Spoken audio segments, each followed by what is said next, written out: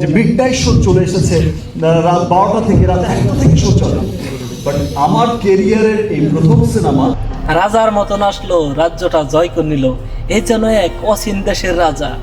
স্বপ্নের রাজকুমার যখন বাস্তবে সে ধরা দেয়, তখন তো সবার আনন্দের সীমা থাকে না। আনন্দ এবং খুশির কোনো শেষ নাই। এতটা আনন্দ হয়েছে, এতটা খুশি হয়েছে এই রাজাকে পেয়ে। এই যেন বাংলাদেশের ঢালিউডের কিং বাদশার মতন এন্ট্রি নেয়। হাজার হাজার ক্যামেরা থাকে, লাখ লাখ ভক্ত থাকে। এক ভক্ত মালয়েশিয়া থেকে আসে, 26 দিন পর্যন্ত অপেক্ষা করে এই ঢালিউডের কিং মেগাস্টার শাকিব খানের জন্য দেখা করার জন্য। অবশেষে তার সাথে দেখা হওয়ার পর আবেগে কান্না করে দেয়। আরেক তরুণী তো 20 রাকাত কদরের নামাজ পড়ে মেগাস্টার শাকিব খানের জন্য।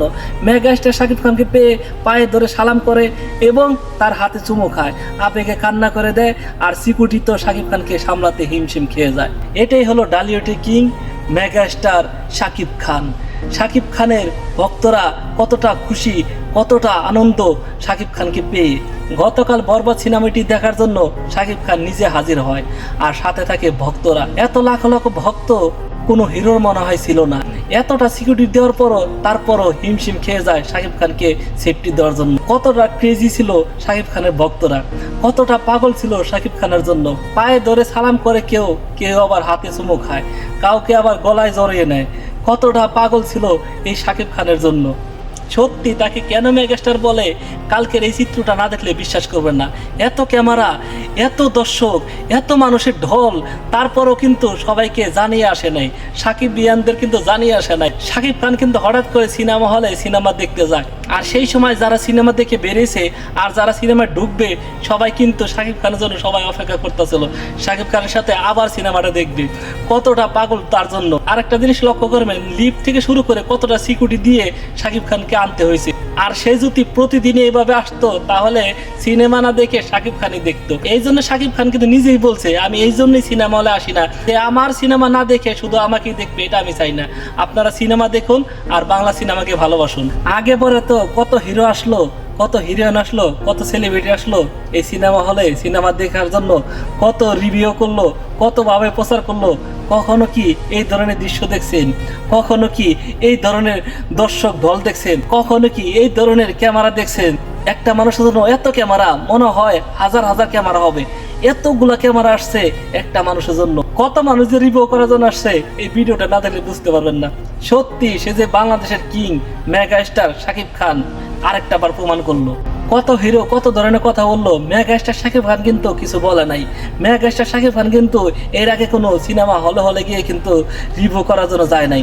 শুধুমাত্র প্রযোজক এবং ডাইরেক্টরের অনেক অনুরোধের পর শাকিব খান আসে। আর শাকিব খান আরেকটি কারণে আসে, এই ছবিটি কিন্তু অল্প সময়ের ভিতরে 50 কোটি টাকার উপরে ব্যবসা করার সক্ষম হয়েছে। আর ভবিষ্যতে কিন্তু এই ছবিটি কিন্তু 100 কোটি টাকা ক্লাবে কিন্তু পা দিবে, এটা কিন্তু মেগাস্টার শাকিব খান নিজেই বলছে। আর যেভাবে দর্শক দেখলাম, আর বাহির দেশে রিলিজ দেওয়ার পর যেভাবে দর্শকে এই ছবিটি গ্রহণ করে নিছে, 100 কোটি টাকা কিন্তু কোনো ব্যাপারই না। ইতিমধ্যে কিন্তু 60 কোটি টাকার উপরে কিন্তু গ্রস কালেকশন করে ফেলছে এই বরবাদ ছবিটি। তাহলে কিন্তু এই 100 কোটি টাকা কিন্তু কোনো ব্যাপারই না। ভবিষ্যতে এই ছবিটি কিন্তু আর অন্য দেশে মুক্তি দেওয়া হবে। পাকিস্তান, ইন্ডিয়া, অস্ট্রেলিয়া, মালয়েশিয়া আর মিডল ইস্ট, এইসব দেশে যখন মুক্তি দেওয়া হবে, পুরো দেশে যখন মুক্তি দেওয়া হবে, তখন কিন্তু এই ছবিটি 100 কোটি টাকা কামাতে কোনো ব্যাপারই হবে না। আপনারা কি বলেন? আর এই ছবিটি কিন্তু বাম্পার হিট, এখনই কিন্তু তকমা লেগে গেছে। মাল্টিপ্লেক্সে দেখেছি, মিডনাইট শো দিয়েছে সিঙ্গেল স্ক্রিন। যে আমি সাগর সেনা অডিটোরিয়ামের একটা পেজ দেখলাম, শুটিং করতে করতে ওরাই দেখালো যে সেখানেও মিডনাইট শো, মানে অনেক সিনেমা। আমি তখন বললাম সংখ্যাটা কত, সংখ্যাটা কিন্তু 15-20 এমন হয়ে যায় যে মিডনাইট শো চলছে। একটি সিঙ্গেল ব্যাড রিভিউ পাই, প্রত্যেকটা মানুষ বলেছে ওয়াও। সেখানে বলিউড সিনেমার দাপট থাকে খুব, সেখানে আমাদের সিনেমার এই অবস্থা দেখে আমাদের শো বাড়িয়ে দিচ্ছে।